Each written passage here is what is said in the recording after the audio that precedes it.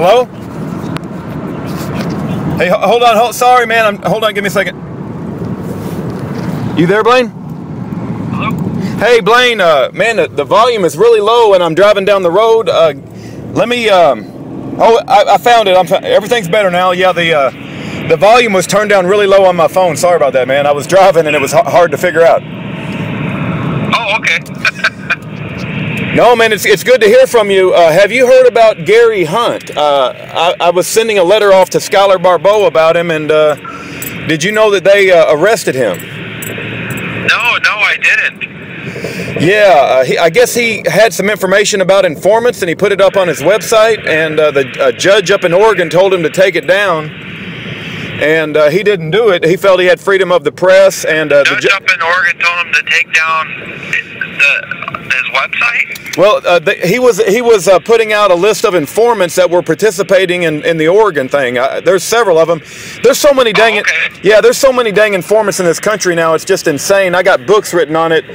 It seems like every time you turn around the corner, somebody's working for the government trying to rat out their friends. Well, because the government has to. Because if the government doesn't have all these informants falsifying evidence against people, they don't have any case. Exactly. They have to manufacture 98% of that. 100% on the money there. But anyway, I don't even know if you know. I didn't even know who Gary Hunt was till a few weeks ago. But he was very helpful in finding some information on Skylar Barbeau for me. And they appeared to arrest him because he wouldn't take down the list of informants. And the judge in Oregon, she has no jurisdiction where he was living, and they arrested him anyway. But there's some people that saying, and again, I'm not taking a side because all my experience with Gary Hunt has been positive. I got nothing but positive things to say about him, but there's some people that saying that Gary Hunt is informant. And it's like, man, we live in a crazy world. It's hard to know what the hell's going on, you know? Right. Well, you never know. He was at the refuge when I was there that night when I left, but he never struck me as just, and you know, all an informant does is they pay informants money to go out and get information, and the more juicy the information, the more money they pay them. Oh, so yeah. It gives an informant motive to falsify things for the purpose of the government. That the more juicy, the worse they are, the more damning the information, the more money. So it gives them motive to go out and just destroy somebody's life.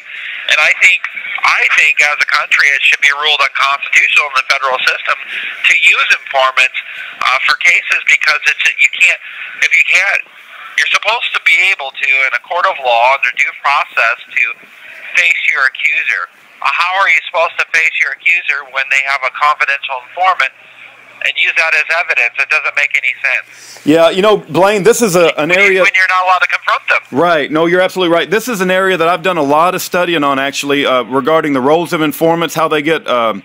it's called something incentive, performance incentives. If they can actually get a conviction, they'll actually get a performance incentive, so they have a motivation not to just share information about what their target is doing, but they have a motivation to entrap them and frame them. And I've seen it happen so many times, and there's a whole history there's a book called The Terror Factory, an inside look at the FBI's manufactured war on terrorism, written by a guy. Did I send you that book? I need to send you that book. But I would love to get that book. You know, another good book I would like to get, and I don't know if you read it, called Financial Tyranny by David Wilcox.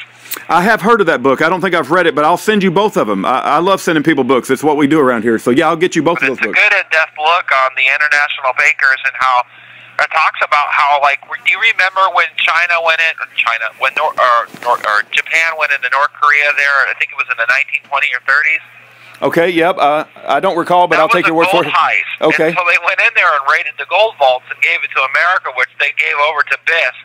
I don't know if you're familiar with what BIS is, and which is what brings us into World War I and World War II, which were funded, both sides of those wars were funded by the international bankers. So they funded Hitler and they funded America. That doesn't surprise me at all. You know... why?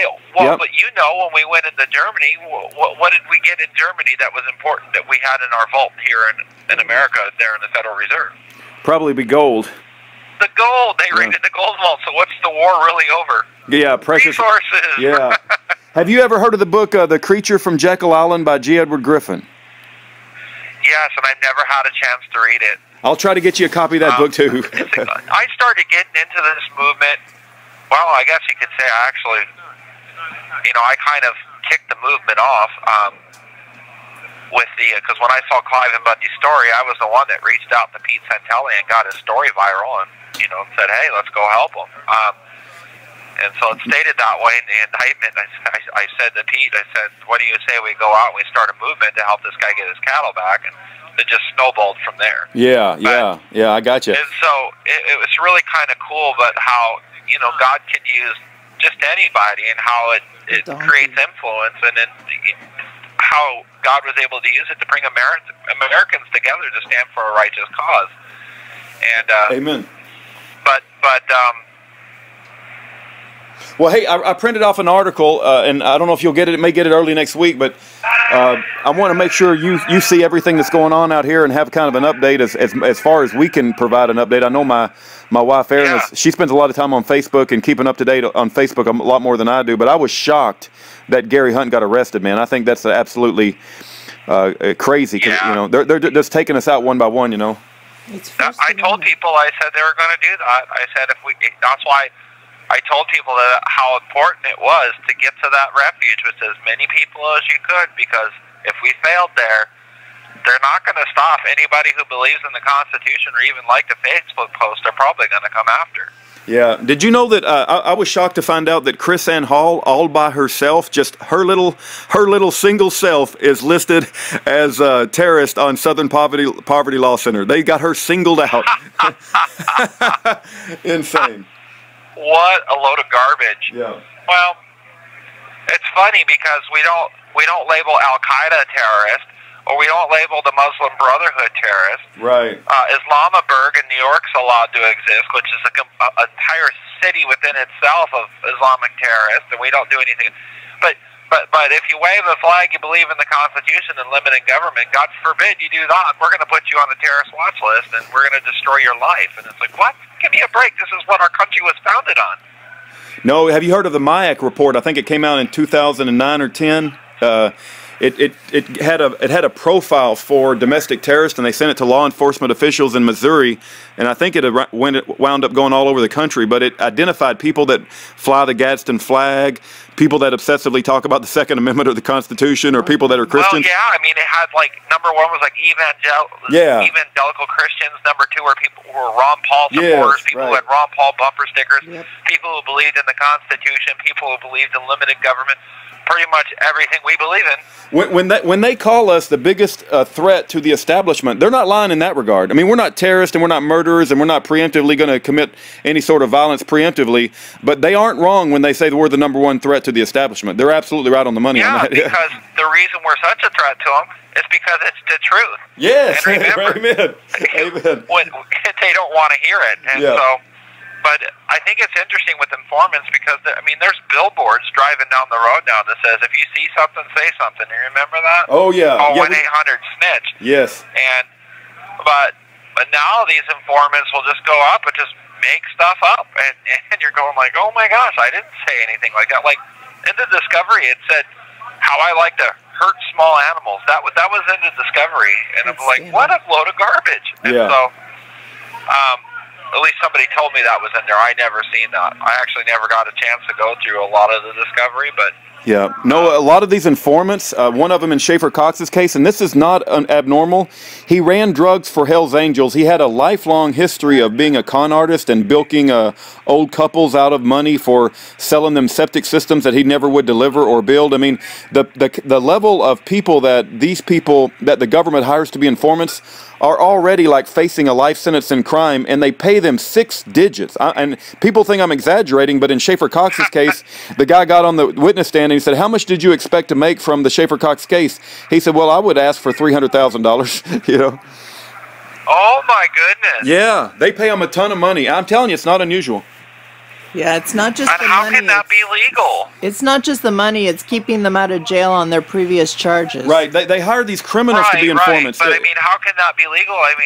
So it's a war, it's basically a war by deception. Yeah. Isn't that what Isn't that what the Islamic terrorists do? Yeah. And Yes. aren't they allowed to lie and go war by deception? I think it's called Takia. Takia. But let me share this. You asked how they do that. The FBI is not much different than the Islamic terrorists. You're absolutely right. They're just as bad as Al Qaeda. Right. So why aren't they? I mean, really, by definition, the FBI should be number one on the terrorist watch Amen list. to that, and the Department of Justice too, and the IRS. Absolutely. But let me share this. You said, how did they get away with that being legal? So what this guy testified to is that he got paid $77,000 for a year's worth of work in being an undercover agent for Schaefer. And what the FBI will do is called performance incentives upon conviction. And so they know they get paid more money if they can convict him, and so that it motivates them to lie and say they found grenades and there was no grenades ever discovered. But what they do is that the FBI will tell the informant, hey, we will take care of you at the end of it, and they don't actually give him a figure. They just say, we will take care of you very well. And so they actually got this guy on the stand, and he couldn't say that he had a specific number because the government just said, we'll take care of you. But they said, what do you expect to get paid? He said, well, I'm going to ask for $300,000, you know. So, wow. Crazy. Well, and it's kind of a catch-22. Sure, nobody would argue if they were taking down legit terrorist cells or if they were taking down drug cartel or something like that.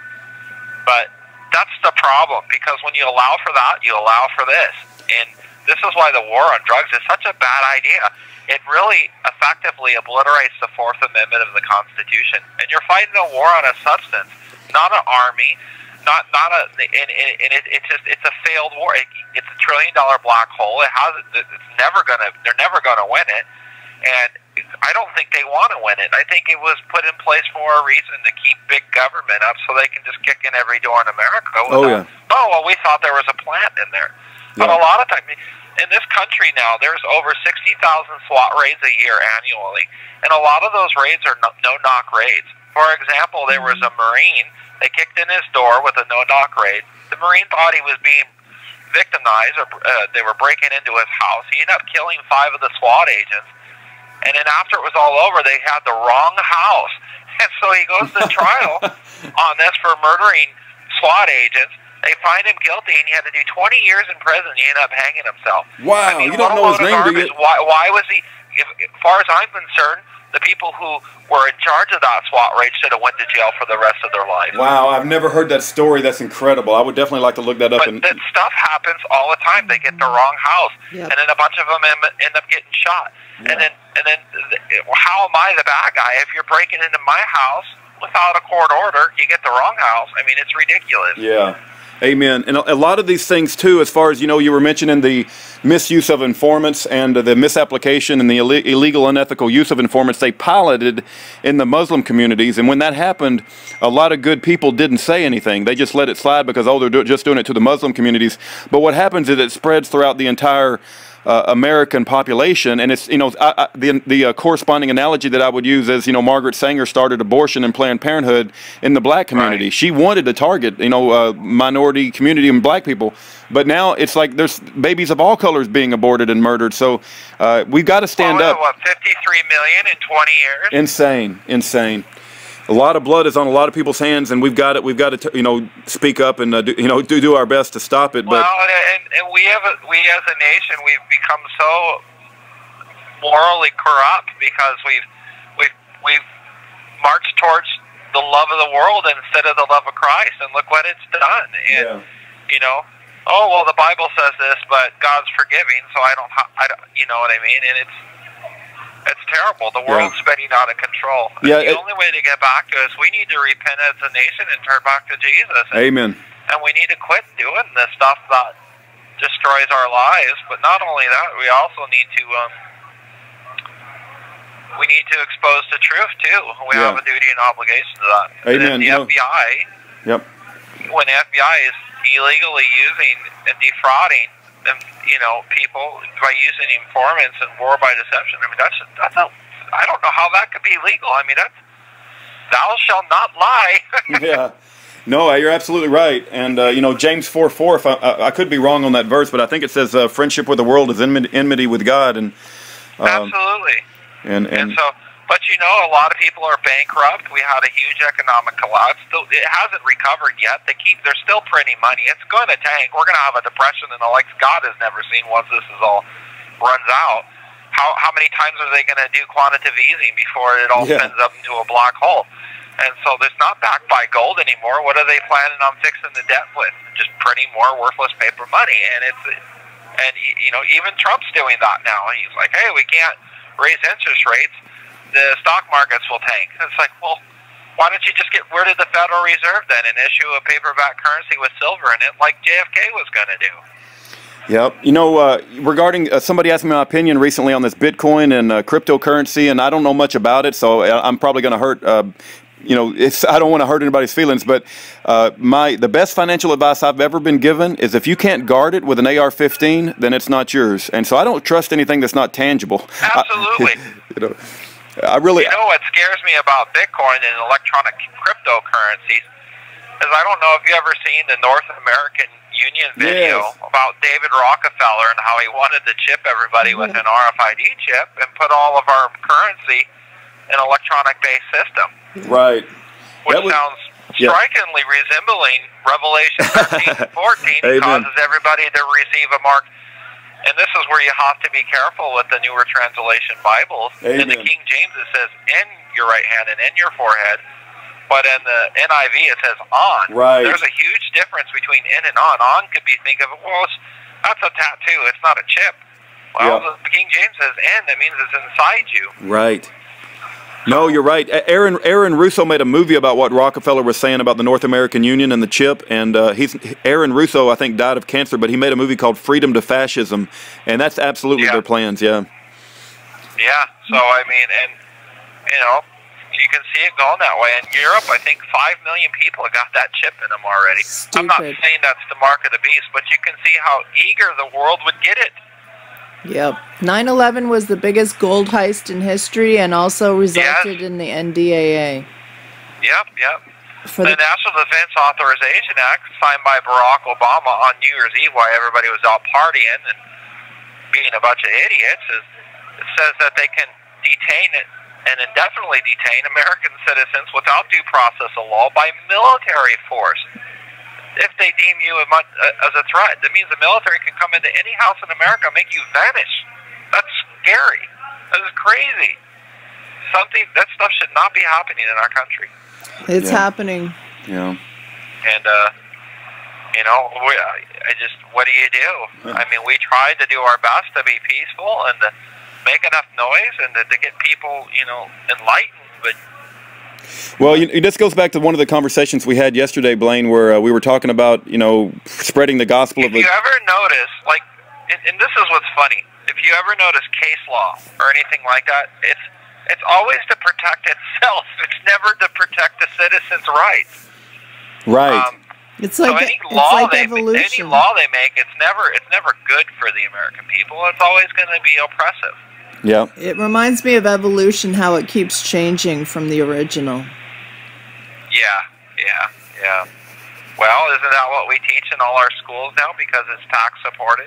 But creation science is not, because, it's not tax supported, and we can't teach that, but we can teach evolution, which is a blatant lie. And so why can't we teach the other thing? But imagine the difference in society. Because the Bible says Eve was the mother of all living. Imagine what that would do to racism in our country if everybody was taught that we all came from the same two people. We're all brothers and sisters. Right. Yep. But God forbid we tell people the truth. We're just going to give them a load of crap and shovel it down their throat. And essentially, what's the bigger message with evolution is only the strong survive. We're getting bigger and stronger, and someday we're going to sail around the universe like... 1 minute remaining. And I say garbage. It's getting worse, not better. Well, that's the second law of thermodynamics. Everything proceeds to chaos and disorder. We do the best, and God does the rest. We're going to get you those books in the mail, Blaine. Okay. It's going to hang up. If anybody wants to help me out, I could use some commissary on there. They don't give me deodorant or anything in here. So gotcha. I think Western Union is a good way to do that too. So I've done it through Western Union. Actually, the best way to do it is with that phone number you use to. Gotcha. Okay, gotcha. IC Solutions. ICSolutions.com. Deodorant has aluminum. It's bad for you. What's that? Deodorant has aluminum, and it's bad for you. Oh, really? I didn't know that. Yeah, don't use that stuff. It doesn't matter if you smell. You stop smelling after a while anyway. Just drink lots of water. Oh, okay. Huh. She's a health nut, Blaine. No, that's cool. I didn't even know that. It's probably the same aluminum. Yeah, aluminum that causes cancer and breast cancer. All right. God bless everybody.